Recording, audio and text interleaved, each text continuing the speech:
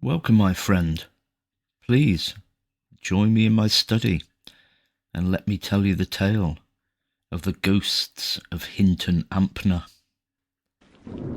In his final published masterpiece, Poltergeist over England in 1945, British ghost hunter Harry Price delved into the captivating world of supernatural phenomena amidst the tumultuous backdrop of the Second World War. Among the multitude of paranormal occurrences he explored throughout his controversial and illustrious career, it was the enigmatic realm of poltergeist phenomena that enthralled him the most. Having encountered numerous instances of fraudulent mediumship during the interwar years, Price found poltergeists to be the most convincing aspect of the supernatural. One particularly noteworthy case that captured his attention was the haunting of Hinton Ampner Manor House, which he boldly proclaimed to be one of the most detailed, compelling, meticulously documented stories of poltergeist activity. Nestled in the picturesque village of Hinton Ampner, a mere 9 miles east of Winchester on the western fringes of the South Downs, stood a grand mansion constructed around 1620 by Sir Thomas Stukely. He and his descendants resided in Hinton for many years until the early 1770s, when the original mansion was demolished and a new manor house took its place. This new structure still stands proudly today and is under the care of the National Trust. However, it was during the twilight years of the old Hinton Ampner Manor House that its reputation as a haunted dwelling began to take root within the local community, eventually gaining fame far beyond its borders.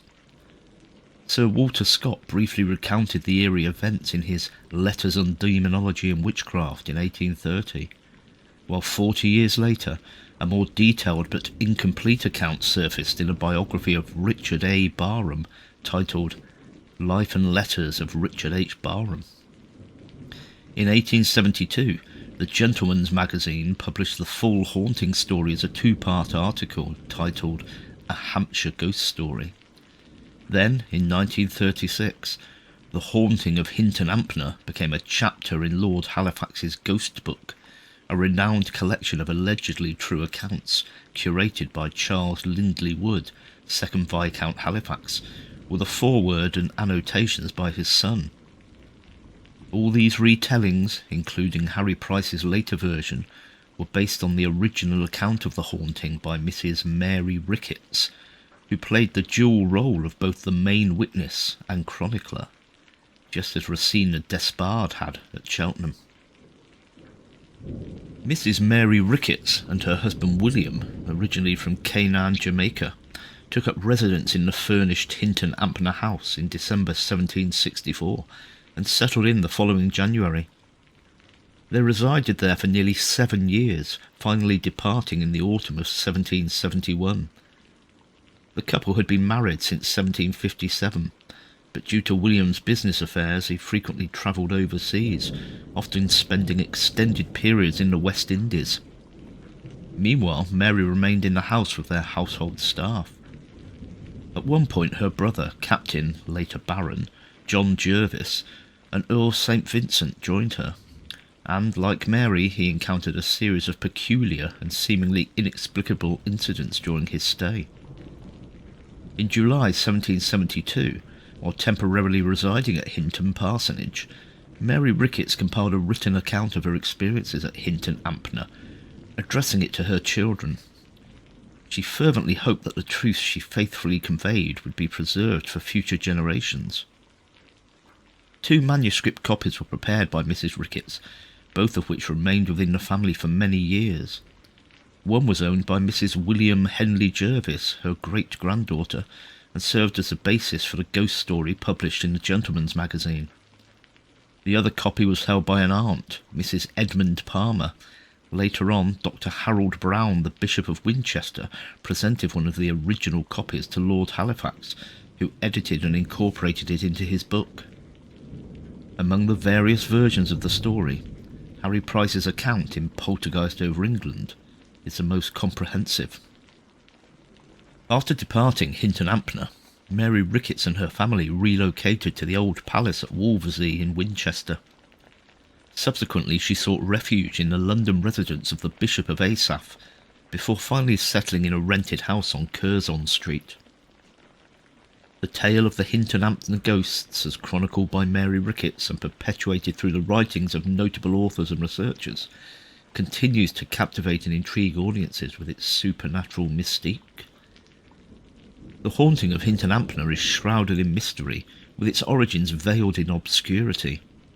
However, it appears to have begun several years before Mary Ricketts and her children took up residence, during the time when the Storwell family lived there. Edward Storwell, who later became a peer in 1742, married Mary Stukely, a descendant of Sir Thomas Stukely, the builder of Hinton, and they resided there for a number of years with Mary's younger sister, Honoria. After Mary Stukely's passing in July 1740, Honoria continued to live in the house with her brother-in-law, which fueled local village gossip. Rumours circulated about a possible affair between the two and the alleged birth of an illegitimate child. It was said that the child was killed and buried within the house to conceal the scandalous affair. On April the 1st, 1755, Lord Edward Stowell, alone in the parlour at Hinton, suffered an apoplectic fit and passed away the following day. He was in his late 50s, and the Hinton Ampner estate then passed to the Right Honourable Henry Bilson Legg. However, Legg only stayed at the house for 1 month each year during the shooting season. The loyal domestic staff who had served Lord Stowell included a bailiff cum house steward, a housekeeper, coachman, housemaid, dairymaid, cook, butler, groom and gardener, some of whom had been at Hinton for over 40 years and continued to reside at the house during this time. The first reported paranormal incident at Hinton Ampner occurred shortly after Edward Stowell's death. His former groom, Mr. Joseph, claimed to have seen the apparition of his deceased master standing in his bedroom one night. Joseph described the figure as solid and real, dressed in a drab-coloured coat, illuminated by the bright moonlight streaming through the window. The frequency of these ghostly sightings remains unclear, and it may have been limited to this one occurrence. From 1755 until Henry Legg's death in August 1764, the servants continued to live peacefully in the house without any disturbances. During this period, Hinton was not known as a particularly haunted residence. However, the situation was about to change. The ownership of Hinton Ampner passed to Henry Legg's daughter, who was married to the Earl of Hillsborough at the time of her father's death. As the house and grounds were surplus to her needs, she decided to lease the estate. And in late 1764, just before Christmas, the Ricketts family arrived at Hinton, oblivious to the strange events that would soon become an integral part of their stay. By this time, Edward Stowell's coachman, Thomas Parfait, had passed away. Once a tenancy was agreed upon, his widow Sarah, along with Elizabeth Banks, the former housemaid, left their positions. When William and Mary Ricketts and their 3 children moved into the house from London, they brought their own servants. The only person remaining from the previous household was Lord Stowell's gardener, Richard Turner. However, Turner did not live in the house, but resided in the nearby village. This arrangement suggests that the ghostly activity described by Mary Ricketts in her written statement could not be attributed solely to Lord Stowell's former employees. There were suspicions that they might have resented the new tenants and created paranormal phenomena, either through suggestion or fraudulent activity, to either drive them away or make their time in Hinton unpleasant. The presence of the new occupants seemed to awaken eerie and malevolent forces within the old rooms and corridors of Thomas Stukely's former residence. Although the origins of these supernatural happenings remained mysterious, the ghosts of Hinton Ampner soon began to make their otherworldly presence known. Shortly after William and Mary Ricketts settled in with their children, Mrs. Ricketts started experiencing disturbances at night. Strange noises, as if someone unknown was vigorously pounding or slapping the doors, became a frequent and unsettling occurrence. Whenever her husband investigated, he could find no evidence of intruders or any sign that someone had forcibly entered the house. Thinking that one of Lord Stowell's former servants might possess duplicate keys to the house, enabling nocturnal entry, William Ricketts had all the external locks changed. However, despite this precaution, the inexplicable slamming of doors persisted after nightfall, plaguing the household. 6 months had passed since the Ricketts family moved to Hinton, and July 1765 marked the beginning of strange apparitions in their new home.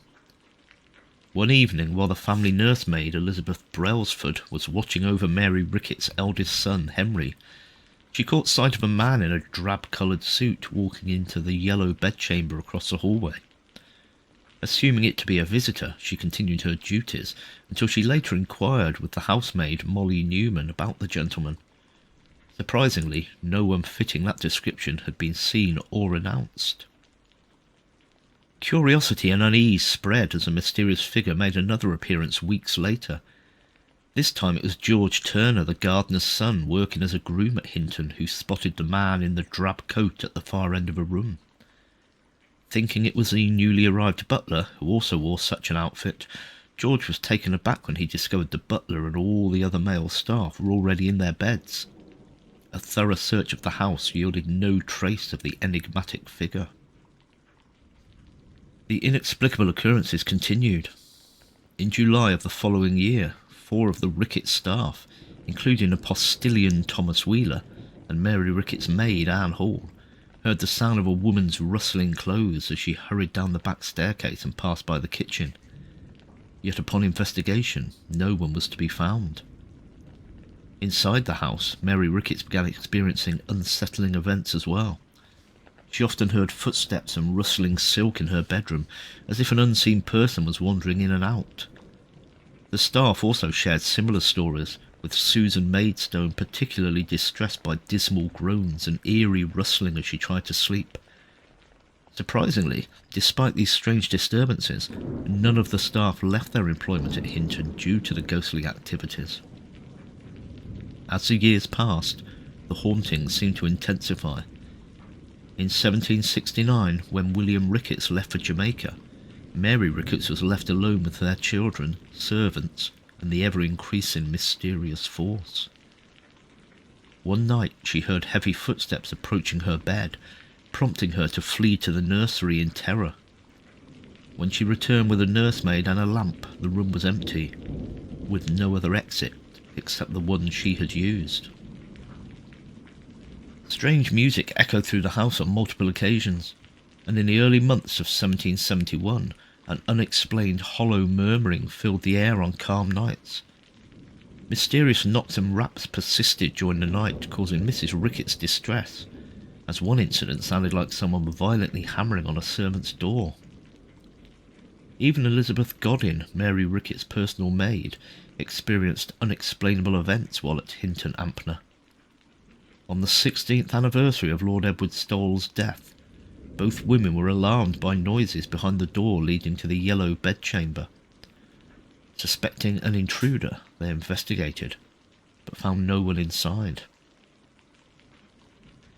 In another instance, Elizabeth Godin herself heard unsettling groans and fluttering sounds in her own bedroom one moonlit night, leaving her visibly distressed the following morning. Around the beginning of May 1771, the haunting seemed to gather strength to the point that the noises became every night more intolerable. The knocks and murmuring sounds began in the early evening and continued until after daybreak. Mary Ricketts, who by this time had arranged for her maid to sleep in a single bed in her own room, heard voices in the night. One, a shrill female voice, as though invisible people were speaking inside the bedroom. The bed curtains rustled and moved on their own. Knocks sounded on the bedroom door. Footsteps crossed the bedchamber, while the opening and slapping of doors became a nightly occurrence. A terrible crashing sound followed by a shrill and dreadful shriek, which came 3 or 4 times before fading away, as though sinking down into the ground, frightened Mrs. Ricketts' nursemaid so much that she gave her notice and left the house. She confided that on most nights, Footsteps came and went outside her bedroom door, accompanied by the sound of someone trying to force their way into the room. By now concerned about the detrimental effect that the noises were having on the household, Mary Ricketts decided to confide in her brother, Captain John Jervis, a distinguished naval officer stationed at Portsmouth, and invited him to stay at Hinton. Jervis was initially sceptical about tales of haunting, but that morning a family friend, Captain Luttrell, happened to call at the house, and on being taken into the Ricketts' confidence, persuaded Mary Ricketts' brother that they should carry out an investigation. That evening, Captain Luttrell returned to the house, accompanied by John Bolton, Captain Jervis's manservant, and the three men carried out a complete search of the building, including the roof spaces and attics. Nothing out of the ordinary was discovered, and it was decided to divide the night hours up into a series of watches and to control the upper part of the house in such a way that should the disturbances be due to intruders, they could be found and dealt with. The door leading into the back staircase was locked, and all of the bedrooms were occupied by members of the household. Mary Ricketts, Elizabeth Godin, Captain Jervis, and the three children, so that, due to the way the bedchambers led off one another, the only way for anyone to pass through the whole first floor of the house was via the main staircase and through the lobby room, where Captain Luttrell kept a solitary vigil, armed with a pistol. Almost immediately, the strange phenomena of Hinton Ampner began to stir. As she lay down on her bed, Mary Ricketts heard an eerie rustling sound, as though someone was moving around behind the closed bedroom door. At the same time, Captain Luttrell became aware of footsteps walking across the room opposite, and, jumping to his feet, he pulled open the door and called out a challenge. As he did so, he had the impression of an insubstantial, shadowy figure moving past him in the room, which almost instantly disappeared. John Jervis, who lay awake in the adjacent bedroom, also heard the sounds, and getting out of bed, he and Captain Luttrell searched the upper part of the house together, including the servants' quarters in the attics, but were unable to find anything out of place, or the slightest sign that someone had managed to get into the house through the windows or outside doors. Mystified, the two men sat up together for the rest of the night, and only retired just before daybreak. Around dawn, Mary Ricketts was disturbed by two loud crushing noises, as though doors downstairs on the ground floor were being slammed shut with the utmost force that seemed to shake the very house. For the rest of the following week, John Jervis continued to stay at Hinton, during which time he held vigils throughout the night hours, and phenomena continued to take place. The sound of a pistol shot, followed by groaning noises as though a wounded person was moaning in agony, was heard in her bedroom by Mary Ricketts, while Captain Jervis himself was disturbed by a tremendous noise, as though a heavy object had fallen through the ceiling of the room and struck the floor with incredible force. Initially sceptical of the supernatural, Jervis became convinced by his own experiences that the house was unfit for the family to live in, and advised his sister to move out. Such was his concern that, being forced to return to Portsmouth, he arranged for an old family friend, Lieutenant Nichols, to stay at Hinton Ampner until Mary Ricketts was able to find alternative accommodation. Jervis left Hinton on the 9th of August 1771, and his sister followed a few weeks later, finally persuaded to vacate the house she had occupied for nearly 7 years by an experience for which she gives only the scantiest of details. I was assailed by a noise I had never heard before, very near to me, and the terror I felt is not to be described, as though the recollection was almost too painful and upsetting to revisit in detail. The autumn of 1771 marked the departure of Mary Ricketts and her family from Hinton Ampner, putting an end to one of the most remarkable first-hand accounts of a poltergeist haunting in Britain. This case has since become a timeless classic. The following year, the Lawrence family rented the house, and according to Harry Price, they too experienced peculiar phenomena, including sightings of a female ghostly figure. By then, Hinton had gained a local reputation as a haunted house, and the Lawrences, under pressure from Lady Stawell, who feared that continued ghostly tales would make it difficult to find tenants, made sure to silence their servants from discussing their experiences in the village. This made it evident that the haunting was not limited to the Ricketts family alone, although it is possible that they, especially Mary Ricketts' young children, were the catalyst for the bizarre occurrences during their stay. Poltergeist hauntings, or what Harry Price and some modern authors prefer to call infestations, often exhibit remarkably similar phenomena despite the passage of many years and great distances between individual cases. A thorough examination of reported evidence reveals striking parallels. In the early 1990s, around 2 centuries after the events at Hinton Ampner, Yasmin Adams was a dental student living with another female student in a small Victorian house on Bolton Road in Portsmouth. Over the course of 6 months, they witnessed a series of inexplicable incidents that closely resembled Mary Ricketts' descriptions in her manuscript. They heard footsteps descending the stairs when they were alone in the house, and on several occasions they heard loud crashing noises with no discernible cause. These crashes resembled the sounds of doors being slammed with tremendous force, but upon immediate investigation, all the doors on the first floor were found to be undisturbed. The crashing sounds occurred during both day and night, and even when all the doors and windows were closed. Although reports of poltergeist activity date back hundreds of years, the serious scientific study of these phenomena is a relatively recent development. In 2010, Dr. Barry Colvin published the results of his analysis of sound patterns captured in audio recordings of alleged poltergeist raps. These recordings covered 10 cases spanning 40 years, from a Scottish doctor's recording in Aberdeenshire in 1960 to an investigation in a London house in Euston Square in 2000.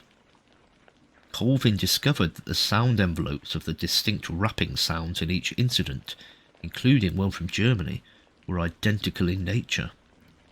Furthermore, these envelopes differed from the sound envelope produced by a normal knocking or rapping sound. Colvin's research suggests that the knocking or rapping associated with poltergeist hauntings result from a sudden release of tension or a change in the substance of an object, rather than from a physical impact of one object striking another. His personal encounter with a rapping poltergeist in a house in Andover, when no conventional explanation could be found, motivated him to delve into the phenomenon and explore its deeper nature. In 1773, the Lawrences bid farewell to Hinton Ampner, leaving the grand house empty and abandoned. Eventually, the decision was made to demolish the old structure and replace it with a brand new building in 1793. As the demolition progressed, an intriguing discovery was made by the contractors within the floor space of one of the rooms: a monkey's skull. However, the villagers, who still held memories of the tales surrounding Edward Stoll's alleged illegitimate child, hinted at a more sinister explanation. This curious incident brings to mind the hauntings of Athelhampton Hall in Dorset, where an apparitional monkey named Martin's ape, once a beloved pet, has allegedly been sighted on numerous occasions. The Hinton skull, on the other hand, remains shrouded in mystery, and its origins remain unknown. The new manor at Hinton Ampner was erected approximately 50 yards away from the haunted house's original location, now incorporated into the beautiful landscape garden. Sadly, due to the demolition and subsequent lack of redevelopment, the vivid and convincing haunting of the old house is now lost to time. Our sole testament to this extraordinary phenomena lies in a remarkable legacy left behind by Mary Ricketts. And so ends my tale of the ghosts of Hinton Ampner. I hope you found it entertaining, and if you did, please subscribe, like, and maybe leave a comment down below. It was a pleasure to sit with you again, my friend, and I look forward to talking with you again very soon.